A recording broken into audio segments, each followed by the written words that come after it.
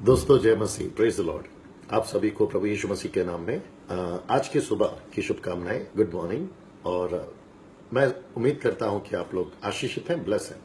और मुझे इस वक्त में आपसे बात कर बेहद खुशी हो रही है और मैं इसके लिए परमेश्वर का धन्यवाद देता हूं। दोस्तों जल्दी से एक अच्छे रेवलेशन, एक अच्छे प्रकाशन के साथ बाइबल में से मैं आपके पास में आना चाहता हूं। और मैं चाहता हूं कि जब आप इसको सुन रहे हैं तो आप लोग खुद भी सुनिए, पर्सनल स्टडी करिए बाइबल में से, और सेम टाइम इस वीडियो को आप लोग शेयर करें, खास करके हमारे मसीह भाई बहनों के साथ में। अब जल्दी से मैं आपके पास में वो प्रकाशन को लेकर आना चाहता हूं और वीडियो को मैं कोशिश करूंगा कि मैं शॉर्ट रखूं या फिर आप जल्दी से उसको देखने जैसा मैं उसको रखूं। दोस्तों सबसे पहले एक वचन को आप पढ़ना होगा या आपको ध्यान देना होगा, और वह है पहला शमूएल उसका 3 अध्याय वचन 1। वहां लिखा है कि वह बालक शमूएल परमेश्वर यहोवा के सामने मंदिर में जो है सेवा टहल करता था। वह बालक, प्रश्न है वह बालक, अब जरा ध्यान दीजिएगा, वह बालक शमूएल मंदिर में कैसे पहुंचा। मैं फिर से कहता हूं, वह बालक शमूएल मंदिर में कैसा पहुंचा।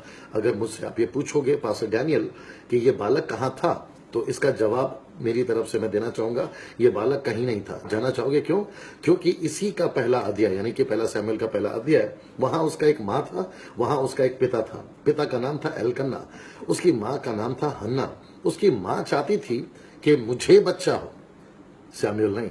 शब्द को ध्यान दीजिए, मुझे बच्चा हो, लेकिन शमूएल नहीं। उसने बच्चा मांगा खुद के लिए, और उसने ये नहीं कहा कि मुझे बेटा दे या बेटी दे, उसने कहा कि मुझे बच्चा दे, मुझे संतान दे। जानते हो क्यों? क्योंकि इसकी जो छोटी बहन या इसकी एलकन्ना की पत्नी, जो दूसरी पत्नी थी, उसको बच्चे हो रहे थे, लेकिन इसको नहीं हो रहे थे। तो इसने कहा मुझे बच्चा दे। अब उसका पति यानी एलकन्ना वो कहता है कि तुझे बच्चे की जरूरत क्यों है? क्योंकि उसी का 1:8 में लिखा है, वो कहता है अपनी पत्नी से, हन्ना से, क्या मैं तेरे लिए 10 बच्चों से बढ़कर नहीं हूं? तो यहां प्रश्न उठता है कि ये बालक मंदिर में पहुंचा कैसे? फिर ना बाप को चाहिए ये बच्चा, ना माँ को चाहिए ये बच्चा, क्योंकि माँ ने बेटा नहीं मांगा, माँ ने बच्चा मांगा। याद रखिएगा। अब आप पूछेंगे पास्टर डैनियल आप बोलना क्या चाहते हैं और आप कहना क्या चाह रहे हैं, हमें ठीक से समझाइए। मैं जल्दी से आ जाता हूं। दोस्तों मैं जानता हूं कि परमेश्वर का वचन है और परमेश्वर का वचन कोई ना कोई मकसद के लिए लिखा जाता है। बस फर्क इतना है कि आज हमारे पास में बाइबल है, जब लिखी गई थी तभी भी बाइबल थी और परमेश्वर लिखा रहा था, लोग लिख रहे थे। लेकिन आपको पता है, जब हम प्रचार करते हैं या जब अभी मैं बात कर रहा हूं, तो वो लिखाने वाला परमेश्वर यहां है।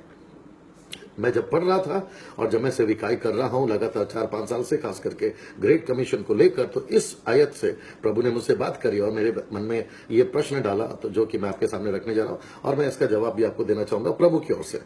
वो बालक शमूएल मंदिर कैसे पहुंचा, आइए जल्दी से देखते हैं। उसकी मां हन्ना वो कहती है कि वचन 11 में वो कहती है, हे परमेश्वर मुझ पर दृष्टि कर, अगर तेरी दया मुझ पर है तो मुझे बेटा दे।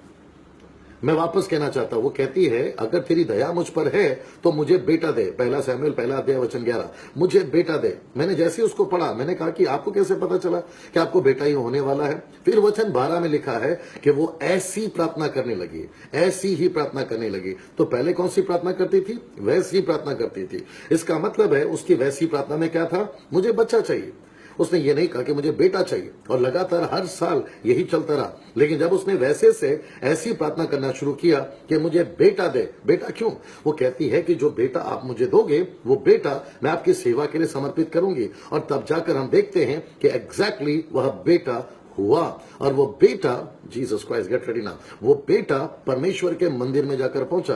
अब आप सोचेंगे पास्टर डैनियल ये बेटा क्यों मांग रही थी और ऐसी प्रार्थना करवाने के पीछे या उसने मांगने के पीछे क्या कारण था? अब हम सभी को पता है, रोमी की किताब उसका 8वां अध्याय वचन 26 में लिखा है, हम नहीं जानते कि प्रार्थना कैसे करना है। मैं वापस कहता हूं, हम नहीं जानते कि प्रार्थना कैसे करना है। पवित्र आत्मा आहें भर भर कर हमारे तरफ से प्रार्थना करता है कि हमें प्रार्थना किस रीति से करना है या कैसे करना है। आज भी परमेश्वर के घर में, आज भी परमेश्वर के मंदिर में ऐसे ही बेटों की या बेटियों की जरूरत है। ऐसा बेटा या ऐसी बेटी जो वो चाहता है। एक शब्द को ध्यान से सुनिएगा। पति कहता है एलकन्ना, मुझे क्यों चाहिए बच्चा? मैं तेरे लिए 10 बच्चों से बढ़कर नहीं हूं। मां कहती है मुझे बच्चा चाहिए, लेकिन वहां एक परमेश्वर या एक पिता ऐसा है जो चाहता है कि मुझे एक बेटा चाहिए। मैंने कहा क्यों चाहिए आपको बेटा, जरा ध्यान से सुनिएगा। वो पत्री, पहला शमूएल का किताब, उसके पहले कौन सा किताब है साहब? रूत की पुस्तक। रूत की पुस्तक के पहले कौन सा किताब है साहब? न्यायों की पुस्तक। न्यायों की पुस्तक के पहले कौन सा पुस्तक है साहब? यहोशू की पुस्तक। यहोशू की पुस्तक, उसका 13 अध्याय वचन 1 में लिखा है कि यहोशू तू बुढ़ा हो गया है तू बुढ़ा हो गया है, तेरी उम्र हो गई है और देश अभी भी जीतना बाकी है। उस समय से लेकर परमेश्वर एक ऐसे लड़के को चाह रहा था या एक ऐसे सेवक को चाह रहा था जो उसके काम को आगे बढ़ाए। जरा ध्यान से सुनिएगा, वो परमेश्वर के काम को आगे बढ़ाए। अब ऐसा हुआ कि जोशुआ ना रहा या नहीं मिला या काम नहीं आया, देश बाकी है। उसके बाद में आती है न्यायों की पुस्तक। न्यायों की पुस्तक में आप कोई भी कैरेक्टर उठाकर देख लीजिए, यप्ता से लेकर, गिदयोन से लेकर, सैमसन से लेकर, या जितने भी प्रभु के उस वक्त में जो सेवक है, वो अच्छा काम करते करते अचानक वो बिगड़ जाते थे, या वो मूर्ति पूजक हो जाते थे, या वो बैकस्लाइड हो जाते थे। परमेश्वर को एक भी व्यक्ति ढंग का नहीं मिला। तब जाकर एक औरत मिली जिसका नाम है रूत। लेकिन रूत औरत थी, उसके वजह से वो लीडरशिप में या दूसरों के सेविकाई में परमेश्वर उसका इस्तेमाल नहीं कर सका, क्योंकि उन दिनों में महिलाओं के लिए ज्यादा जो है सामने आना उचित नहीं माना जाता था। इवन ये आज भी चल रहा है।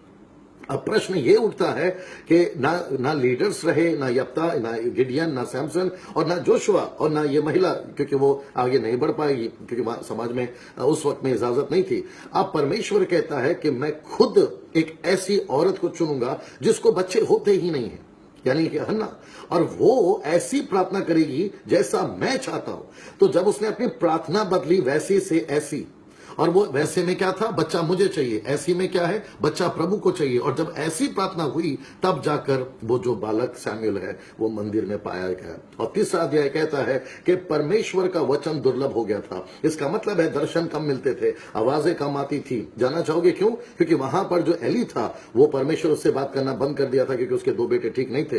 अब परमेश्वर कहता है मैं बात किससे करूं? तो परमेश्वर ने कहा कि मैं इस लड़के से बात करूंगा और वो लड़का मुझे चाहिए। मैं वापस कहता हूं कि वो लड़का मुझे चाहिए। अब आप सोच रहे होंगे पास्टर डैनियल आप ठीक से और समझाइए, मैं आपको ले चलता हूं। मैं चाहता हूं कि अभी तक हमने ये सुना था कि परमेश्वर मुझे तेरी जरूरत है। मैं रिपीट करता हूं, अब तक हमने ये सुना था कि परमेश्वर मुझे तेरी जरूरत है। गलत नहीं है, सही है, हम बिना परमेश्वर के कुछ नहीं कर सकते। लेकिन सेम टाइम ये भी तो सोचिए ना कि परमेश्वर को हमारी और आपकी जरूरत है। जैसे उस परमेश्वर को शमूएल की जरूरत पड़ गई, जैसे उस परमेश्वर को 12 चेलों की जरूरत पड़ गई, जैसे उस परमेश्वर को 70, 120, 3000, 5000 के चेलों की जरूरत पड़ गई। और परमेश्वर कहता है कि भजन संहिता 2:8 में कि दूर दूर के लोगों के लिए प्रार्थना करो और मुझसे मांगो, मैं दूर दूर के लोगों को तुम्हें दे दूंगा। प्रश्न उठता है क्यों दे दूंगा? ताकि परमेश्वर उनको इस्तेमाल कर सके और वो काम कर सके। क्या आपने नहीं पढ़ा मत्ती का 9वां अध्याय वचन 37, 38 में? प्रभु कहता है मुझे मजदूर चाहिए। परमेश्वर को मजदूर क्यों चाहिए? ताकि उसके खेत में वो फसल काटने के लिए तैयार हो जाए। अब प्रश्न ये उठता है कि अगर परमेश्वर को कोई चाहिए या परमेश्वर को हमारी जरूरत है तो सोच के देखिए क्यों जरूरत है। अब मैं मुद्दे पर आना चाहता हूं या समाप्ति की तरफ बढ़ना चाहता हूं। परमेश्वर को लोग चाहिए, परमेश्वर को वो लड़का चाहिए था, इसलिए बांझ से, ऐसी औरत से उसने बच्चे को उत्पन्न करवाया और मंदिर में पहुंचाया, ताकि आगे का काम आप सभी जानते हैं। अब मेरा प्रश्न ये उठता है कि 9वें अध्याय, यूहन्ना 9वां अध्याय 1 से लेकर 3 तक, एक जन्म का लंगड़ा जब आ रहा, क्षमा करे अंधा जब आ रहा था, तो पतरस ने, यूहन्ना ने, चेलों ने क्या कहा? प्रभु इसने गलती करी है, इसके माँ बाप ने। तब यीशु ने कहा ना इसने गलती करी ना इसके माँ बाप ने। अब ऐसा यीशु ने क्यों कहा? आगे सुनिए वचन 3। वो कहते हैं कि ना इसने ना इसके माँ बाप ने, बल्कि परमेश्वर के काम इसमें प्रकट हो, इसलिए ऐसा हुआ। इसका मतलब जानना चाहोगे? जब वो लड़का या वो बच्चा, जन्म का अंधा, जब वो ठीक हो जाएगा तो उसको खुशी नहीं होगी। वो जब ठीक हो जाएगा तो उसकी आंखें नहीं खुल जाएगी। जब वो ठीक हो जाएगा तो उसके जीवन में अच्छा नहीं हो जाएगा। वो तो होगा, लेकिन परमेश्वर कहता है कि मैं उसको ठीक कर कर, मैं उसकी आंखें खोलकर मेरा काम करवा लूंगा। आप समझ रहे कुछ चीजों को? अभी तक हमने क्या सुना था कि मुझे प्रभु तेरी जरूरत है, लेकिन अब परमेश्वर कहता है कि नो, ये ठीक है, हर सिक्के के 2 पहलू होते हैं, वैसे ये भी एक पहलू है। लेकिन दूसरा पहलू क्या कहता है? अब परमेश्वर को आपकी और मेरी जरूरत है। तो मैं पूछना चाहता हूं, क्या हम परमेश्वर के लिए अवेलेबल हैं? अब एक आखिरी वचन, और मैं चाहता हूं कि सुनने के बाद में आप जरूर समझ पाएंगे कि मेरा होल जो कॉन्सेप्ट है कहने का वो क्या है। जरा ध्यान से सुनिएगा। 1 कुरिन्थियों 14 अध्याय वचन 12। पहला कुरिन्थियों 14 अध्याय वचन 12। वहां लिखा है, परमेश्वर कहता है कि तुम आत्मिक वरदानों की धुन में हो या छाया। किसी को अन्य भाषा चाहिए, गलत नहीं है, बोलना चाहिए। किसी को भविष्यवाणी का दान चाहिए, वो भी गलत नहीं है। अन्य भाषा, भविष्यवाणी, चिन्ह चमत्कार, आश्चर्य कर्म, इंटरप्रेट करना, भाषाओं का अर्थ बताना, ये सब होना चाहिए। और ये सब की धुन में रहने के लिए प्रभु का वचन भी कहता है, पौलुस भी कहता है। अब प्रश्न ये उठता है कि आपको ये सब क्यों चाहिए?